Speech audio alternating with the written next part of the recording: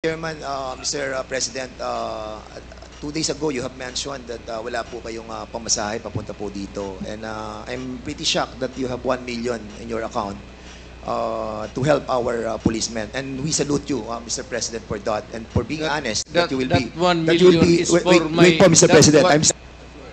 Mr. President, I still have the floor, Mr. President. Excuse me. For my medicine and subsistence.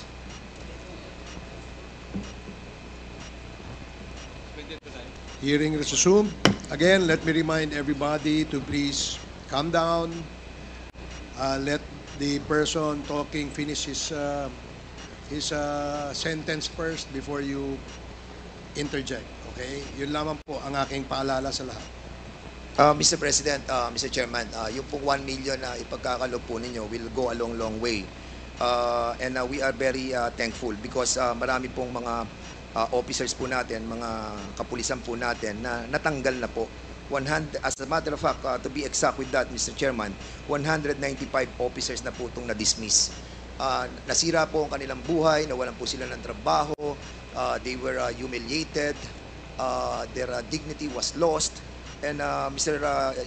Chairman, Mr. President, that 1 million will go a long way. I will hand to you the 1 million. Point of order, Mr. Chairman. Before this. Point of order, Mr. Chairman.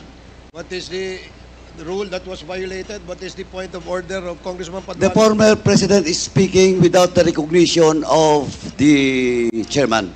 And please, Mr. President, former president, you know the rules. It was read by Chairman Acop. And being a former congressman, you know the internal rules. Let the members of this committee finish the question before answering.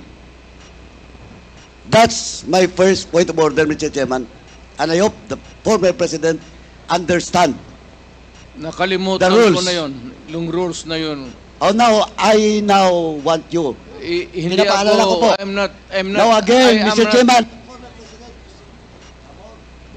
Hearing suspended. The former president is Hearing speaking. suspended.